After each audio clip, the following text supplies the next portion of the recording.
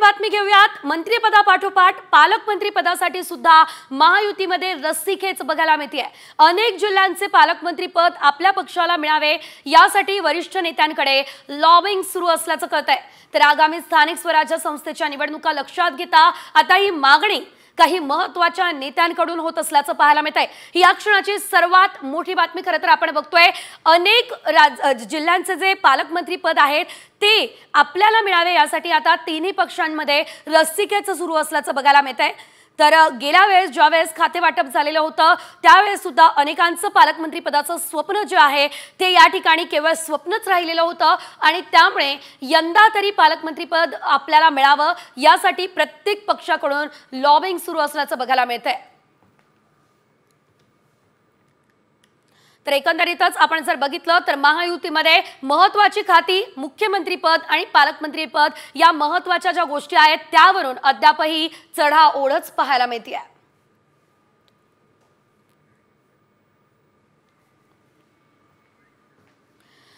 तर पालकमंत्री पदासाठी आता खरं तर सर्व महत्त्वाचे नेते जे आहेत ते लॉबिंग करत असल्याचं बघायला मिळतंय आणि त्यामुळे आता कोणत्या जिल्ह्याचं पालकमंत्री पद नेमकं कुणाला मिळणार हे बघणं अतिशय महत्त्वाचं असणार आहे। या संदर्भात अधिकची अपडेट घेऊयात आमचे प्रतिनिधी गणेश कवडे यांच्याकडून। गणेश, आपण पाहिलेलं होतं यापूर्वी ज्यावेळेस बंड झाला आणि खाते वाटप झालं त्यावेळेस देखील अनेकांना पालकमंत्री पदाची इच्छा होती, मात्र ते मिळालेलं नव्हतं। आता तरी पालकमंत्री पद मिळावं यासाठी आता ही लॉबिंग सुरू आहे। नेमकं महायुतीमध्ये काय घडतंय, कशासाठी रस्सीखेच आहे?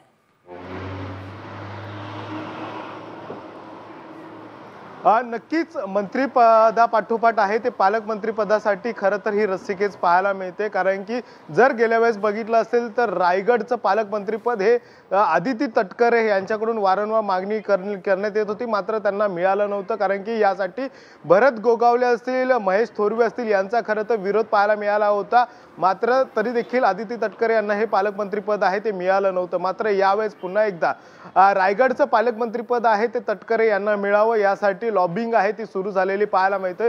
तर दुसरीकडे नाशिकचं पालकमंत्री पद आहे याच्यावरून देखील वाद थोडासा पाहायला मिळाला होता, कारण की भाजपचे सर्वाधिक आमदार त्या ठिकाणी होते, त्यामुळे भाजपला हे खरं तर पालकमंत्री पद देण्यात यावं अशी प्रामुख्याने मागणी होत होती। मात्र त्या ठिकाणी देखील आहे ते छगन भुजबळ आणि दादा भुसे यांच्यामध्ये देखील वाद होता। मात्र दादा भुसेंकडे हे खरं तर पालकमंत्री पद होतं, मात्र यावेळेस देखील छगन भुजबळ हे नाशिकच्या पालकमंत्री पदावर कुठेतरी इच्छुक आहेत। त्याचबरोबर दादा भुसे आणि गिरीश महाजन यांच्यामध्ये देखील एक नाशिकच्या पालकमंत्री पदावरून आहे ती रस्सीखेच पाहायला मिळते। त्यामुळे ज्या ठिकाणी स्थानिक स्वराज्य संस्थेच्या निवडणुका आहेत आणि या स्थानिक स्वराज्य संस्थेच्या निवडणुका आगामी लक्षात घेताच पालकमंत्री पदावरून आहे ते तिन्ही पक्षांमध्ये आहे ती रस्सीखेच असल्याचं पाहायला मिळते।